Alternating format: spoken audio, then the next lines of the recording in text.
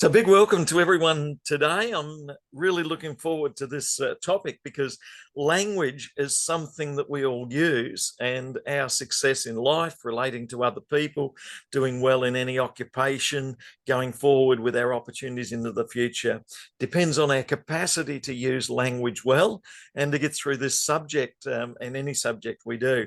It's our capacity to use language in our assignments and that which we do that determines our success in that subject. So a very interesting subject with a lot of interesting points that we're covering today. So we'll be looking through at a number of different topics, such as the difference between home and the classroom and the language that is used. We'll look at the term sociolect, or as opposed to dialect, what's the words that we use. We'll look at the possibility of a slump in some years at school when they move from one way of using language to another.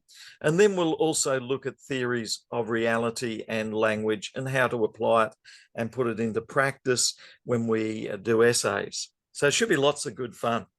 Let's start with a Bible reading and a prayer that remind us of the importance as Christians of being open to the presence of God in all that we do and study. And today's Bible reading is from James chapter 3. If anyone doesn't stumble in what they say, they're perfect. They're able to bridle their whole body. Because we put bits in the mouths of horses, they obey us. Look at ships, they have a small rudder that controls where it goes. And so too with the tongue. So the tongue has power to do great good, and communicating and writing, even doing essays, you're doing good, but the tongue can also do great harm as well. And so small words, but you can't get them back, can make a difference. And as teachers, the words that we speak can inspire students, or it can close students down. And you might be able to remember words from some teachers that have really inspired you and motivated you, and others teachers, the words that might have closed down the opportunities that you had. Ephesians 4, let not corrupt talk come out of our mouths, but that which is good for building people up. And Ephesians 1, don't stop giving thanks and asking that God may give you a spirit of wisdom and revelation in what you know and say and do. So our prayer today: dear God, as the author of language, the one who gives us communication and thinking skills, we come before you with grateful hearts, and we thank you for the gift of language that allows us to express ourselves. And we recognize that language and communication are vital tools for our success in life. And so we pray, help us to use these gifts of language and communication to build up others, to foster understanding, and to promote unity and a shared sense of mission. We ask for your help in developing our skills further, and we ask that you would bless us as teachers and students and all those that we're working with to improve language and communication skills that they might do well in life. The forum post this week was very interesting in that it noted the ways in which the language at home or in the classroom is like a narrative or a story that can influence the ways in which people understand themselves. Daniel, do you think that the words that we speak as teachers can be really inspiring and beneficial to some students? And can they hinder other students because we're using language that's different to them, that puts them to one size, as was discussed in this forum today on narrative and the identity that we have? What are your thoughts, Daniel? Yeah, I can tell you that, at 31, I still remember two kind of contrasting words that were spoken over me by teachers in high school, and one of which was, I think really encouraged, formative in my own growth and development, and developing a sense of self and a sense of identity. And the other one was kind of had the opposite effect. And so I think it's telling that, what is it, 13 odd years removed from school, or from high school, these words still resonate within my mind from time to time. And certainly there are plenty of instances where I think teachers might have good intentions at heart, but in trying to perhaps encourage one group or lift up another group, they do so at the expense of another. And there was a really good example that you put in here in the lecture notes for this week, where it was a sentence that we may have kind of heard before in our lives, albeit in a different form or about a different topic, where the sentence was, girls are just as good at boys as maths. And so as a fundamental principle, I think it's fair to say that, people can excel at maths regardless of gender. But when we look at that sentence and the implication there is that it reinforces that stereotype that girls might not be as good at some things or as good at boys as X. And so it comes from the right place, but it can be damaging still. And I like that example, that we say one thing, but in reality, we're actually saying another. And the use of irony is like that. Yeah, it's a great day, isn't it? Yeah, when I've just dented the car or something like that, which means exactly the opposite of what we're saying. And Jesus, perfect. How could this day get any better? And so language makes such a difference, not just what we say, but how we say it in the classroom. And we're going to have particular interests, whether it be a particular sport or a hobby, and we're going to get half the class on side because they have the same interest as us. And gender too is going to either win over some students or not win over other students. And our background and our home life is going to connect. The narrative, "you are so dumb," could be replaced with the narrative, "you are good at." And so we have to be careful how we speak to the students because the language we use influences them. And there's a whole psychological therapy called narrative therapy, which gets people to re-narrate their own stories. So when you're journal writing, you might write down, "I felt disappointed because so-and-so said." I was dumb, and you get your parents in to talk to the teachers. And then if you narrate that and say, "How did I feel?" and narrate that and write down in your journal, in reality, I know I'm able to do certain things. And by speaking that out and narrating it out, that's a therapy that is very useful.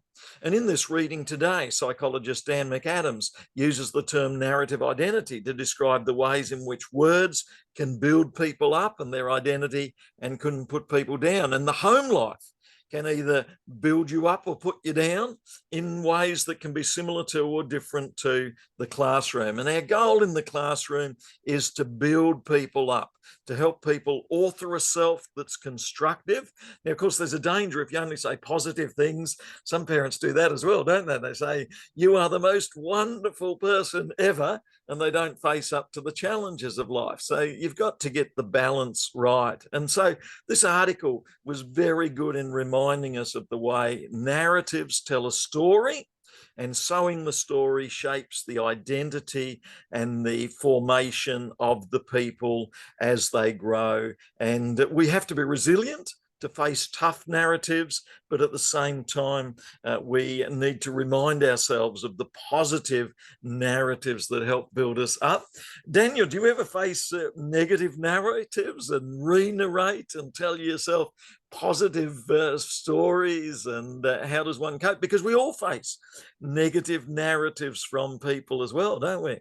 Oh, 100%. I recall something that was said by an old lecturer of mine, where it's very true. He said, "We're all the main character in our own novels."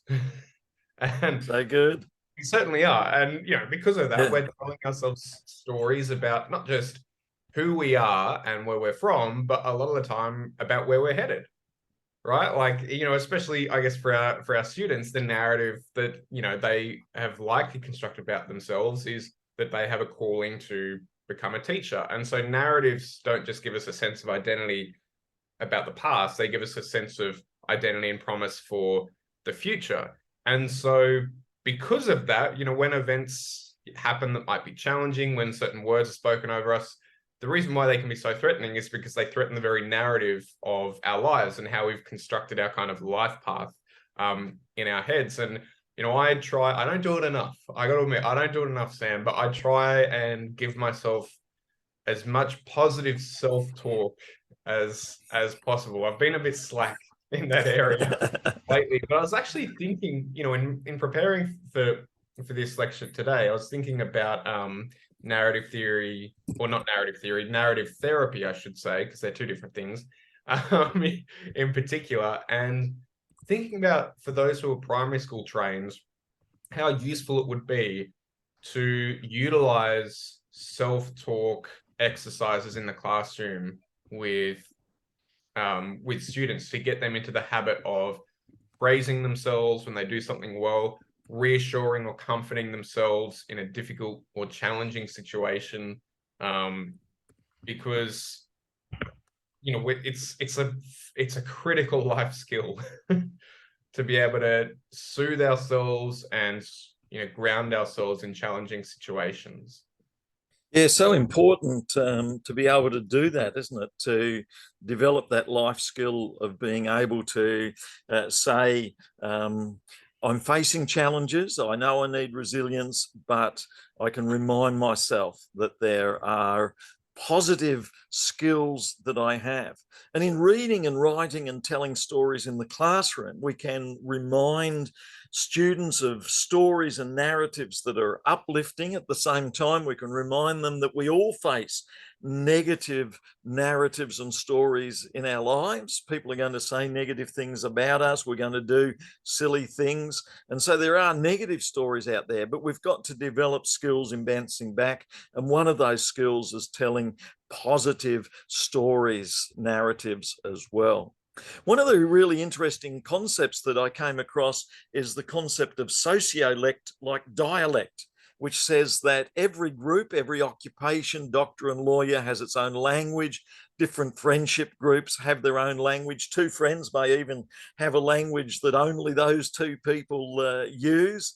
People of different age have a language, different cultures have a language, different social class have a language. Gender has its own language, and different hobbies have a language. So I found the sociolect term quite useful as a teacher. What are your thoughts on this term sociolect, Daniel? Is this helpful for us to have a word like this? Yeah, it's super helpful, and it wasn't something that I'd heard of before either. And the way I thought about it in terms of its practical application in the classroom is thinking about one of the professional standards, which is knowing our students and how they learn.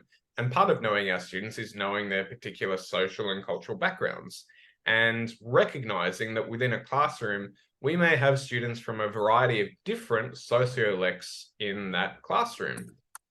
They might have particular linguistic or language norms that they use and are used to.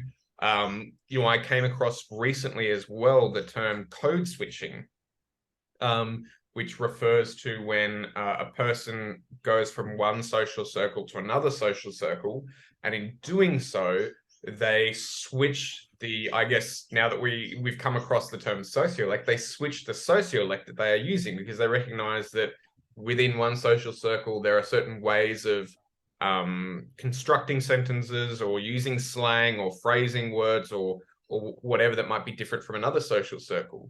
And so I think being aware of that is important, because, you know, I think it's fair to say that we may speak differently or use kind of different words or language structures ourselves with, say, you know, our sporting teammates on the weekends versus our teaching colleagues during the week, or we may not. But I think it's important to be aware of, because, as we'll see later on, one thing that can pose a challenge to students, you know, especially in year 4, is the having to navigate different sociolects or different, you know, areas of language from different areas in their life. So being aware of that is really important.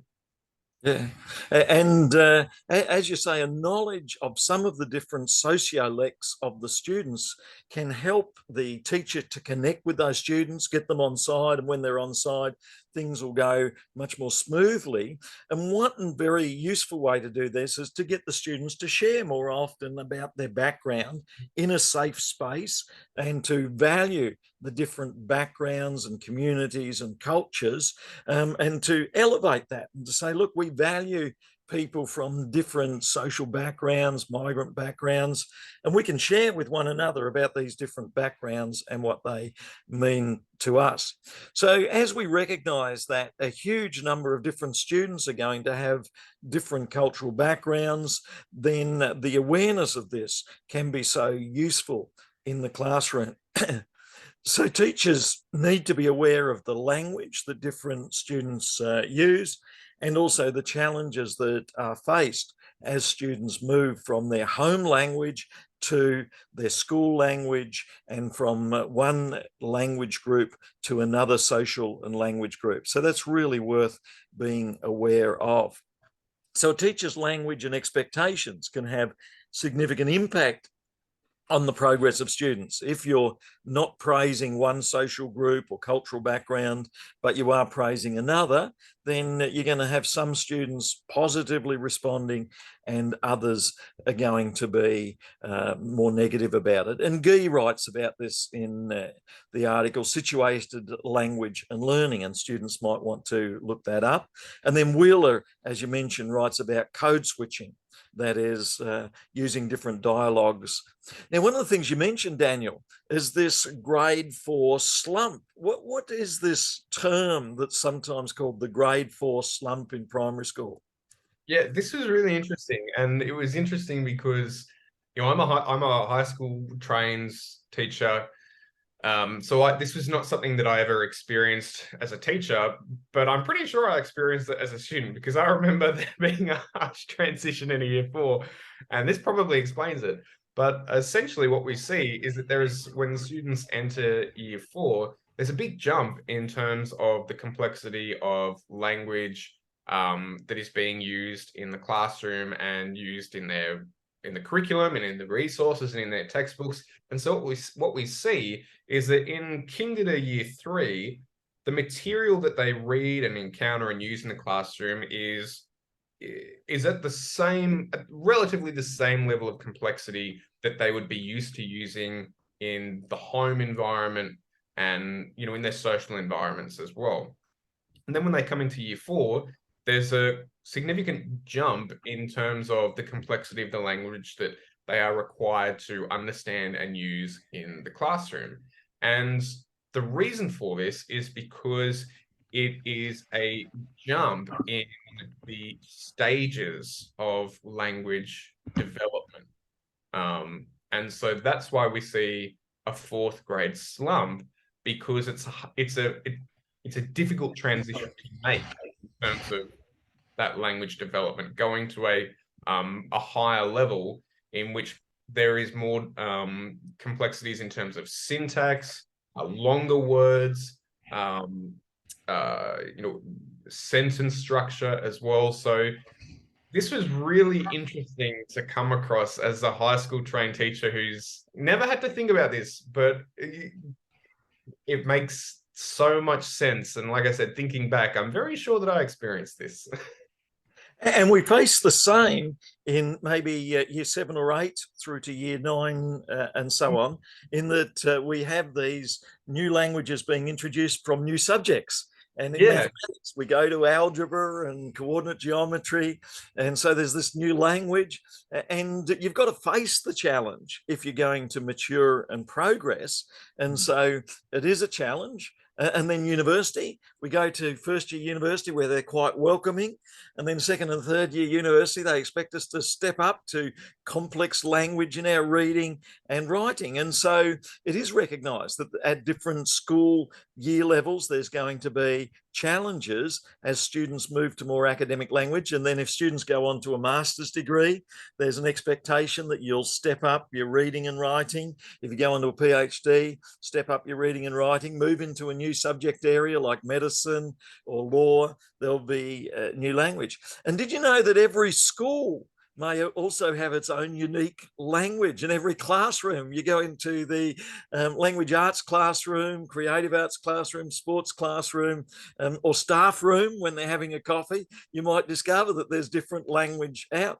John S. Farmer wrote a public school workbook in which he described the language of Eton and other public schools like Rugby and Harrow, where we get rugby football from, and Manchester Grammar. And I bagged something is to claim an article. To bar the door is to put a bar across the door. To go on a binge is to drink a lot. So these are particular language used in schools, and your school may have a particular language developed there at your school. Your family may have a particular language unique to your family. Your church may have a particular language unique to your church. And professional organisations will also have language. When you go to a new job, you'll have to learn the language of the new job. So language is situated within particular places, and part of the challenge of life is learning these languages. There's a terrific article that has been written by Lera Boroditsky, and also there's some great YouTubes that she's done and TED Talks in which she says that language shapes our reality. And as an example, Lera Boroditsky uses the Shakespearean phrase, "What's in a name?" That which we call a rose by any other name would smell as sweet. Now, this is about the name Montague. So what's meant by this word here? Is a rose always a rose, whether it has a name? Is a Montague always a Montague? Or do we give words to objects and the words shape the meaning of objects, or the other way around? What's Shakespeare getting at here, Daniel? As my year 9 English teacher said, if a rose was called toilet, it would still smell nice. Essentially, that the meaning, or what something's essence is, and the word we assign to it aren't necessarily the same thing. They can be, but not all the time. So yeah, this gets back to the idea of reality and language, doesn't it? Is that if a tree is a tree, then the language we use to describe it as a gum tree, etc., are we shaping the way we look at that? And if I used good furniture tree to describe a tree, then I would have a preconception about that.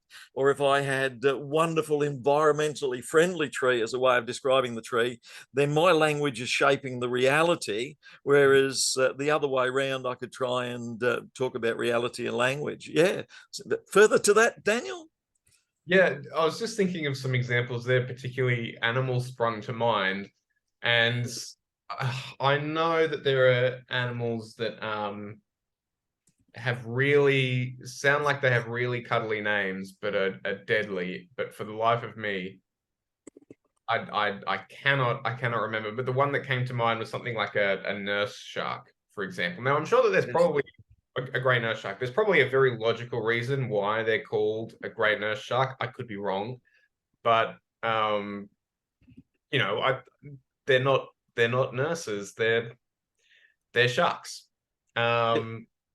There's nothing about them that I think necessarily to the average person, necessarily carries connotations of medicine or nursing or anything like that.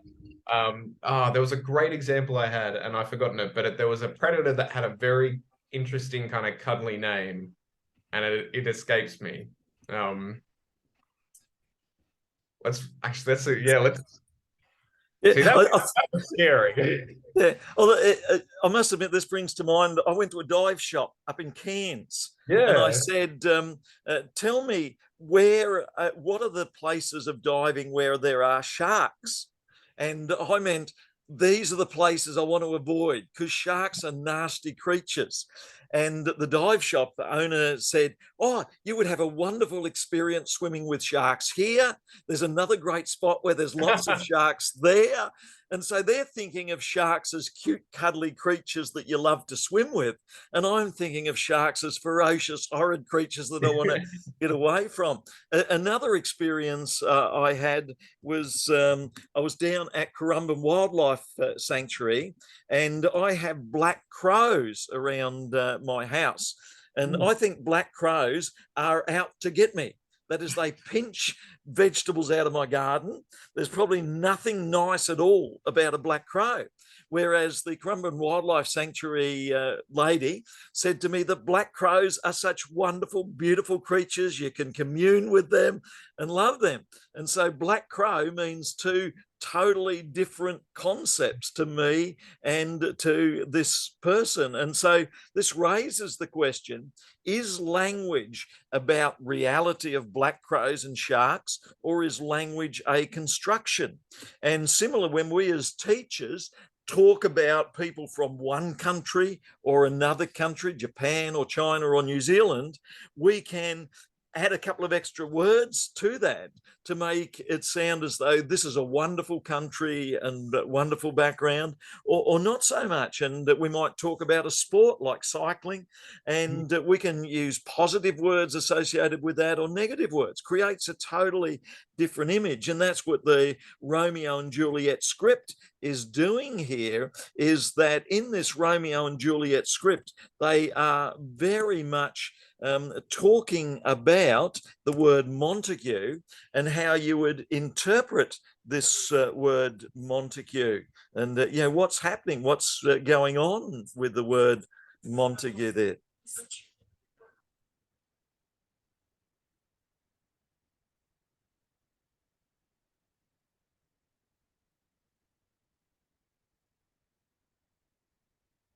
Let me see if I can turn the volume up slightly on that. Yeah, just a little bit more. And back over to here.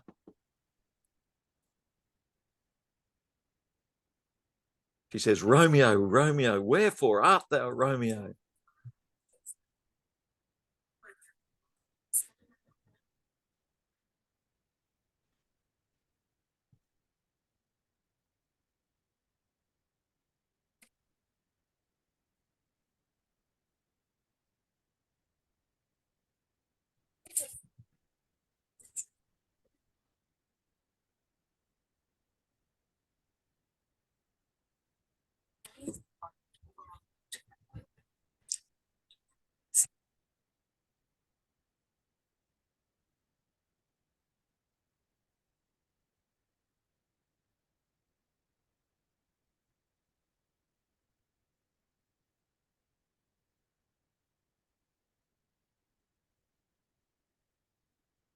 So could you hear the words there, Daniel? How do we go with volume?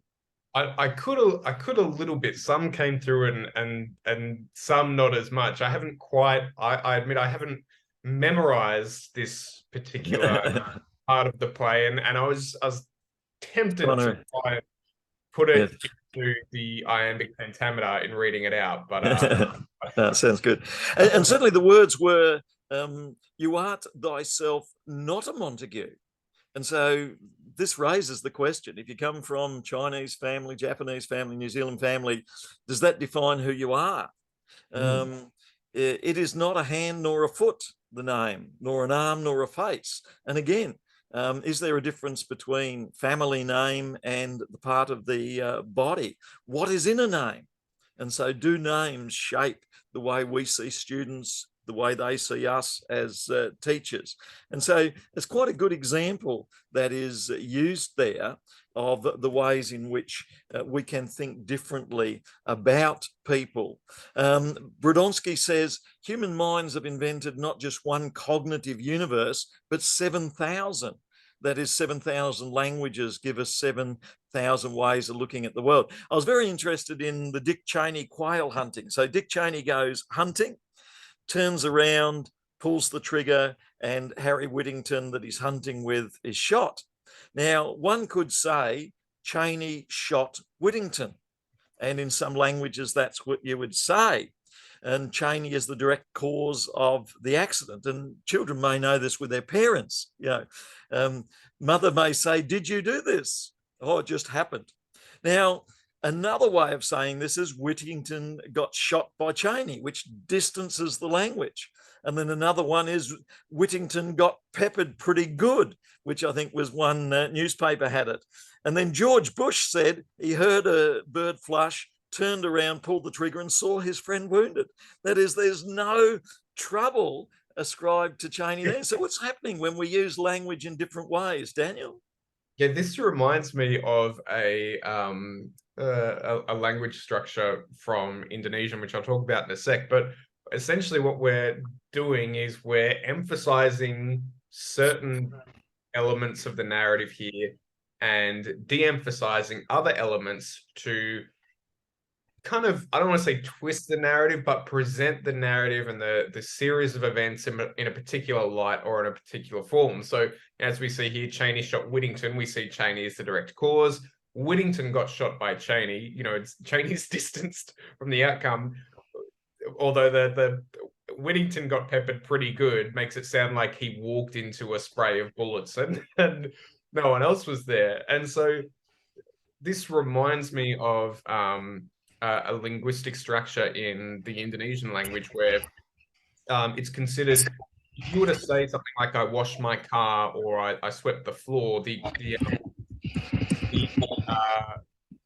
positioning of the pronoun and the noun in relation to that middle kind of verb, the action word, in Indonesian you do it the other way around. So it's considered you always put yourself last, and it's a linguistic form of trying to be humble. So you would say the floor I swept, or the car, or my car I washed, because the idea is that to put oneself first is almost arrogant.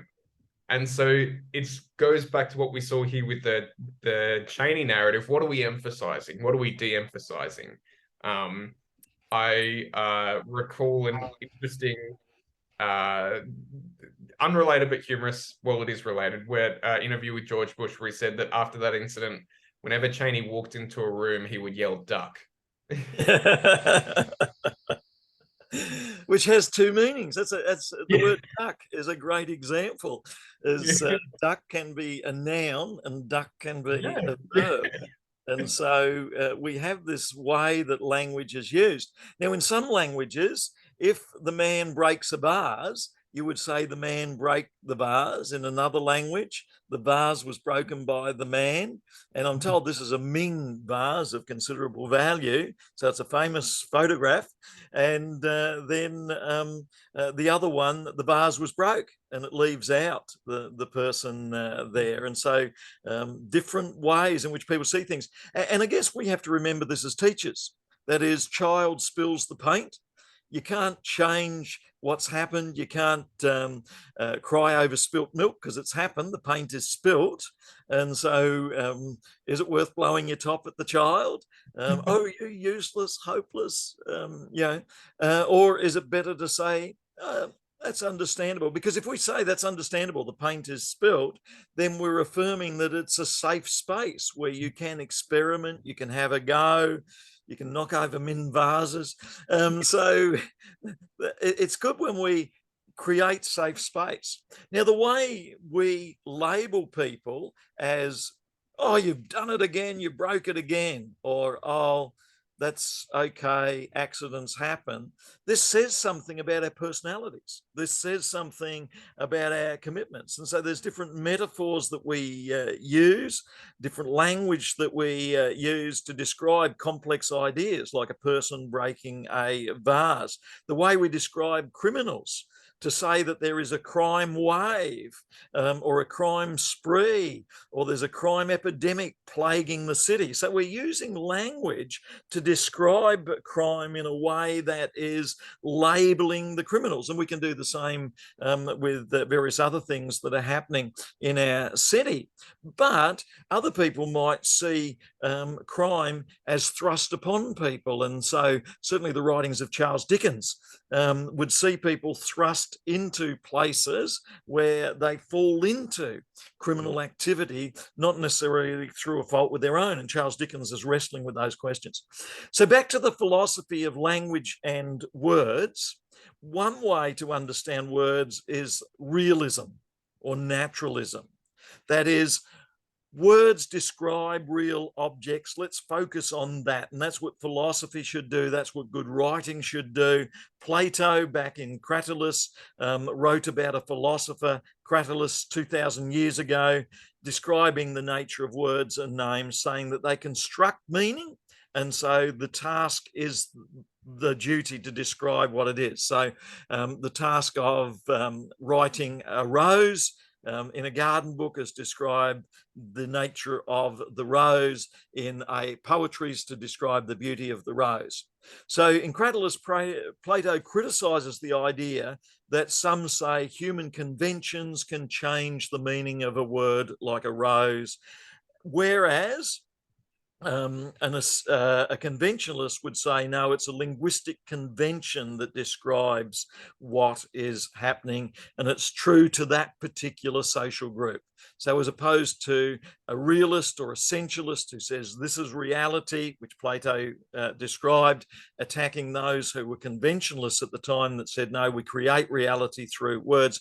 And I think both are true, aren't they, Daniel, is that words describe real things, but the way we use them describe the complexities associated with those real things.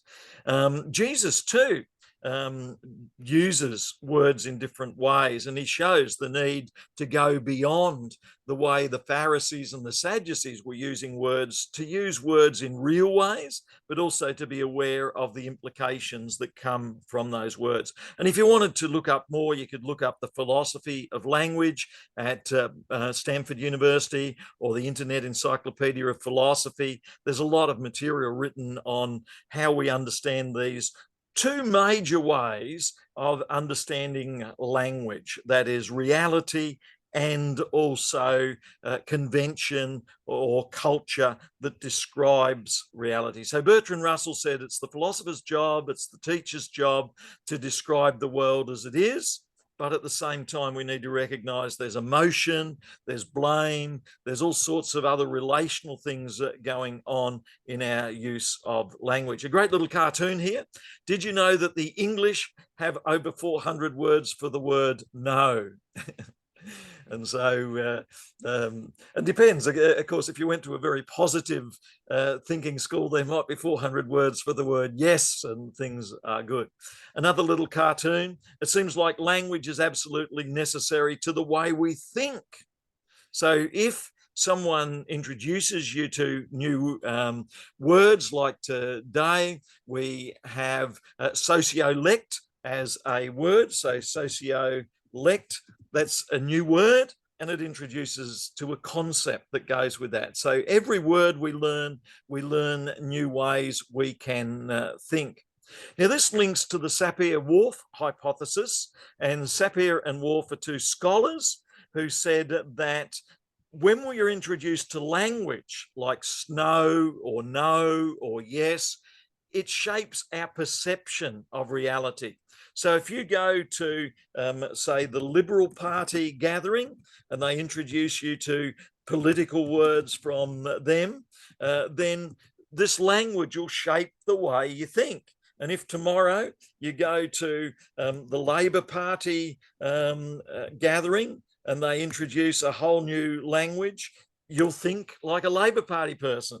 And if the next day you go to the Greens or some other group, they'll introduce you to language that shapes the way everyone in the room thinks. So language shapes the way we think, according to Sapir and Whorf. Now, this means that in a classroom, you'll have some students thinking some ways, some thinking the other ways. And one of the things as a teacher we're wanting to do is to introduce students to accepted ways of thinking. So you might have 4 or 5 comedians in your classroom, and the only way to use language is for comedy. You've got to encourage them as students. There are other ways to use language other than just comedy. In Native American, the speakers picture reality in different ways. Every country and culture you go to, they're going to see language and reality in different ways according to the language that's used. Another psychologist, Vygotsky, he said that children learn to speak and communicate as they also learn at the same time to think in certain ways. And this is called social constructivism. And so the world is created by the language and the construction that is used. Gottlob Frege, also in the notes, if you want to look up this further, he's written about the difference between different ways in which we use language in different cultures and subcultures. And this means that in your writing, you need to use critique of some of the ways people speak. And so if you're writing politics, you write a better essay if you say on the left and the right, the Liberal Party, the Labor Party, the Greens, they say it this way, but if we look deeper, we find deeper information. The saying, girls are good at maths. One way of saying this is they're trying to be affirmative, but the other way of saying it is that they're also assuming that there's a cultural bias out there about girls and maths.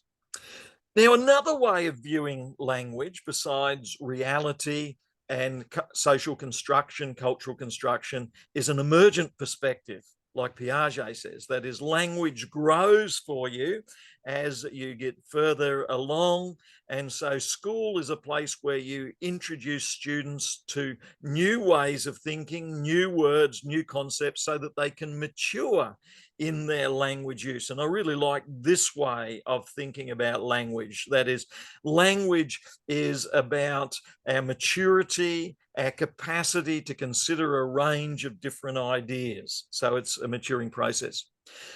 Related to this is the idea that language is related to power, and that some people will use language to empower people. So doctors will talk in their language, car mechanics in their language, because they want to empower all their fellow doctors and fellow car mechanics. And so this raises the thought, like French philosopher Paul Ricoeur said, that language not only transports a person into the time and place of the text, such as a Labor Party text, Liberal Party text, Greens text, it also draws insights from the text and from Labor, Liberal and Greens into the way our lives could be understood as capitalist or socialist or whichever way they're talking. So language draws us into whole social worlds of which some texts and literatures are familiar and others are less familiar. So these ideas could help you to understand the benefits of language,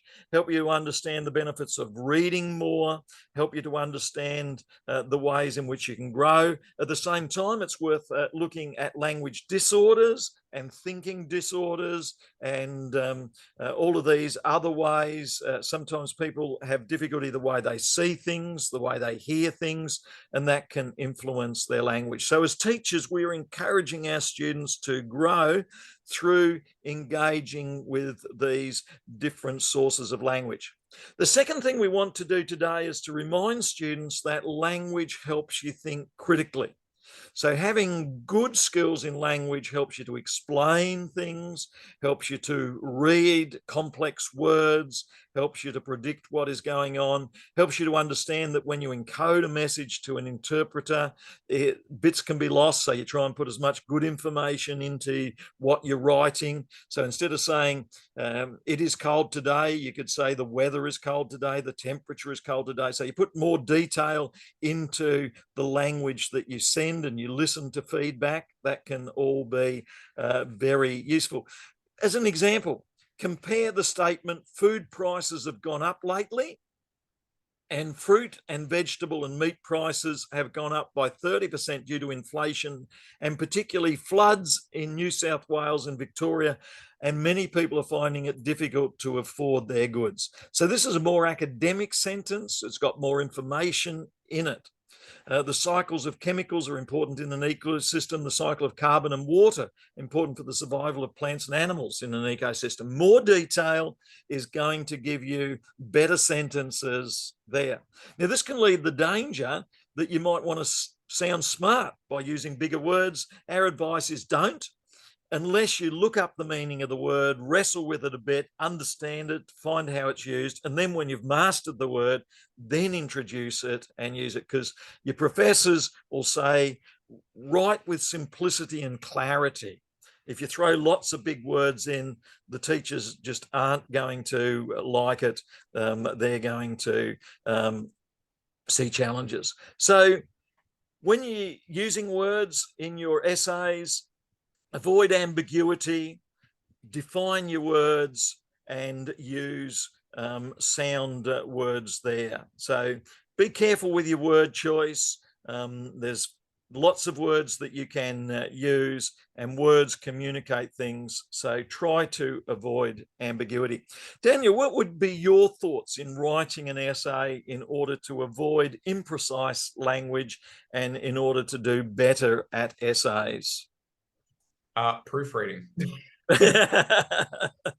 I cannot tell you how many essays I've marked recently where I couldn't give the essay the mark that I wanted to, or that I felt that the essay at its best deserved, for the reason that there were critical sentences in that essay where I knew what the person was trying to say or had a relatively decent idea, but the syntax or the expression just fundamentally undermined what was being argued. So proofread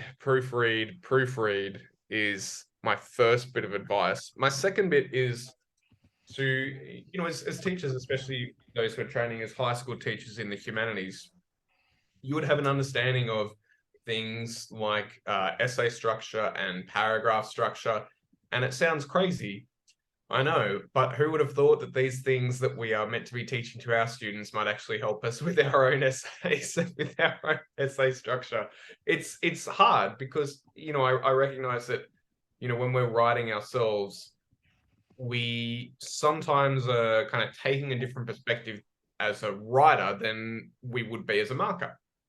And so my advice is, when you are writing, put on, you know, we've talked about De Bono's thinking hats, put on that kind of critical hat as a marker and say, how would a marker read this? Does this make sense to someone who might be approaching this essay in order to understand it? And so, you know, there's obviously a place there for at times for specific jargon related to a discipline, but this normally uncovers things like syntax issues or issues with expression, even things like proper referencing, where it might be that not that sources haven't been referenced, but it might be unclear which particular source is being referred to in a sentence or a paragraph or something like that. So proofread, put on the marker hat, and have an understanding yourself of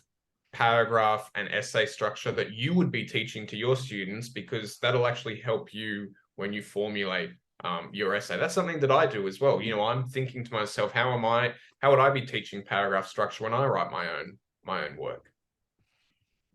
And one of the things that I would really encourage students is that, like riding a bike or ice skating or any sport, you're not going to be really good at it when you first start.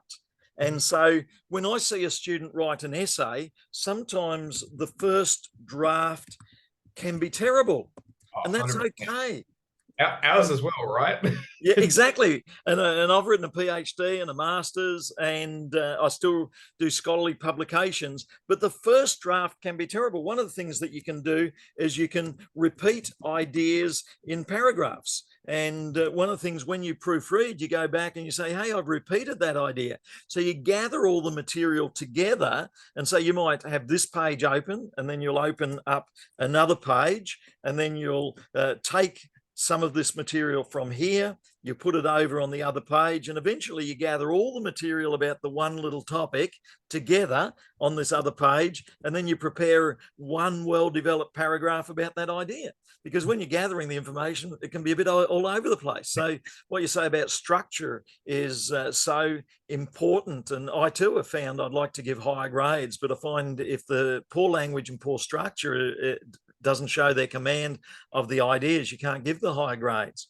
So it's worth reminding yourself of the nature of good essay structure, worth defining concepts, working through those concepts, worth referencing, checking the referencing. I like essay paragraphs that have 2 or 3 or more references in a paragraph, because it shows engaging with a number of ideas and a number of scholars in that paragraph. So I like paragraphs on one theme that interact with a number of different scholars.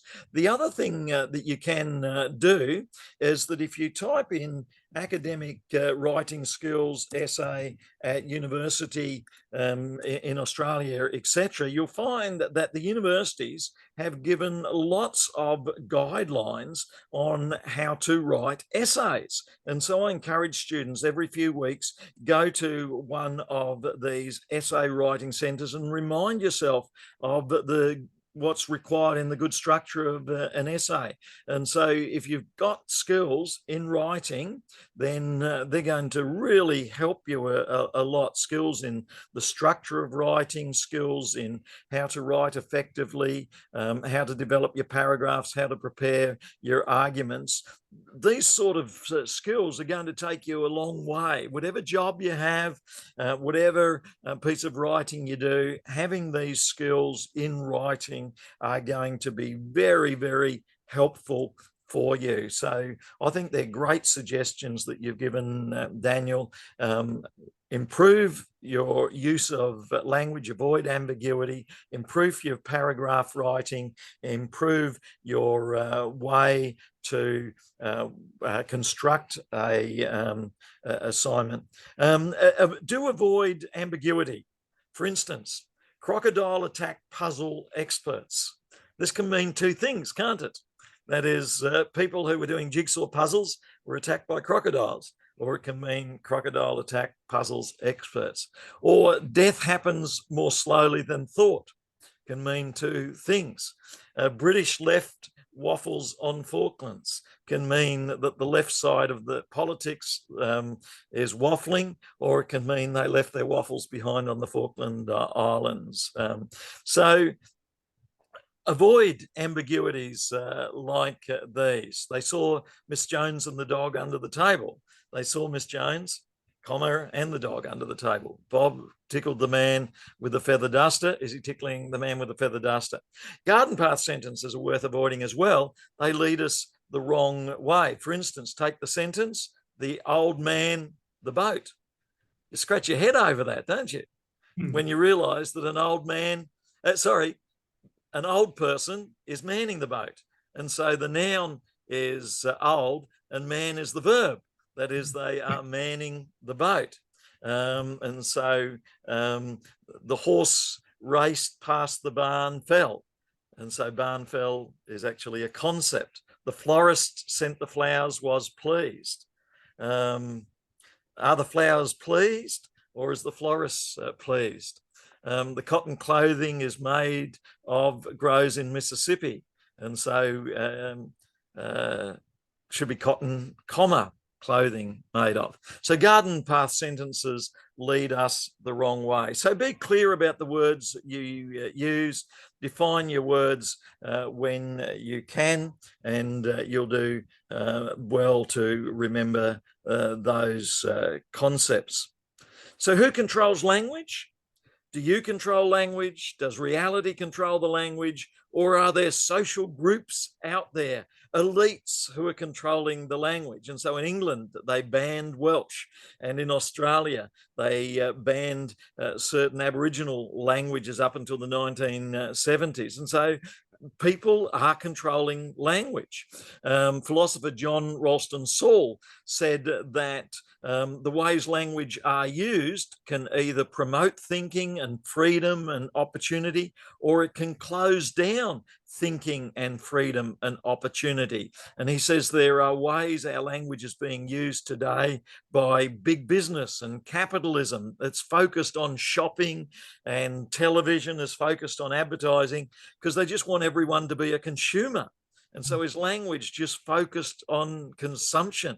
What would happen if we had our schools sponsored by political parties, left or right, and sponsored by certain consumer goods?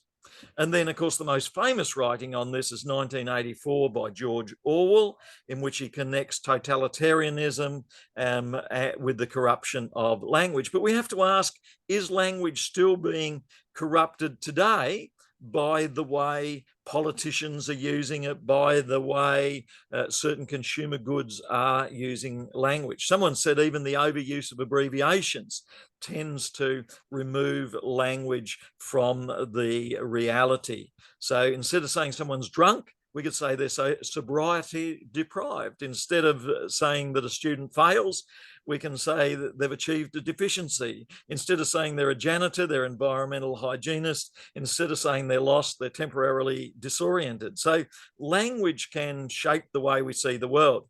A wonderful website, Dignity Index, seeks to encourage politicians to use language that promotes dignity. And I thought we as teachers can learn from this. We need to promote dignity amongst all of our staff and students and every aspect of our school. So Dignity Index is an attempt to take a pledge to use words that build dignity and to promote that in politics.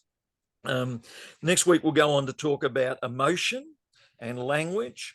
And also in weeks to come, we'll talk further about the ways in which language can be used in thinking skills. But if you have a child who listens to a class and story and says very little, they won't have much opportunity to build and use their language skills. If you encourage them to speak, encourage them to write in their own time, don't force it upon them, then you can help them develop their thinking skills. Act out stories, get them to problem solve, get them to think out aloud. What do you think will happen? Create safe space for speaking, writing, sharing, predicting what will happen in the future. All of that will help promote healthy thinking, healthy speaking, healthy use of language. So critical thinking develops as we learn to use language in healthy, effective ways. It's a part of our use of language and use of language well. And so if you can develop skills in writing essays, using words accurately, clarifying, avoiding ambiguity, then you'll have some very valuable skills going forward, and that'll be helpful. What are some things that stood out to you today, Daniel, that you really liked about some of the material that we covered on language and how language helps us in our thinking and critical thinking and in our teaching to help all of our children and students to flourish? Yeah, I think the key takeaways for me was our discussion of sociolect and understanding how that can have implications for teaching practice, knowing that our students will be navigating different social spheres, especially in high school, for example, in which they might be required to use different language or different slang, or if we look at primary school, for example, looking at the difference between language used in the classroom and language used at home, as we see in that fourth grade slump. So I think those are two key takeaway points for me, because they really, I think, reinforce the importance of understanding how language plays a role, not just in thinking, but plays a role in language in general and the way in which we interact with each other as well. So I think those were especially important, regardless of whether we're primary or high school trained, or even looking into early childhood as well. Yeah, so there's some of the terrific topics that we've covered today. I encourage your students, if you want to go through this again, there'll be notes as well that you can read. Think more deeply about some of these areas that we've raised, about the difference between home and the classroom, as you would have discussed in your forum post, the value of uplifting, positive, life-expanding words and stories in the classroom, the term sociolect, representing the different language used by different groups, and a way of explaining a slump in year 4 or year 7, 8, or going on to university second or third year. And then also the different ways in which language can represent reality, or it can be shaped in constructive ways that have different views of reality, different views of a shark, different views of a crow. And then we also talked about those who say that there is political use of words. What we're trying to do is to help students break out of that which limits them and become more familiar with language skills that will help expand their opportunities. And also we're encouraging students to look at those skills that will help you to write well, to develop a well-structured essay with well-structured paragraphs, introduction and conclusion, well-structured sentences, and with solid referencing that shows that you're interacting with scholars on the way through, and you've got that list of references at the end. So big thanks to everyone today, and I look forward to catching up in class and also reading your forum posts further. So thank you each one.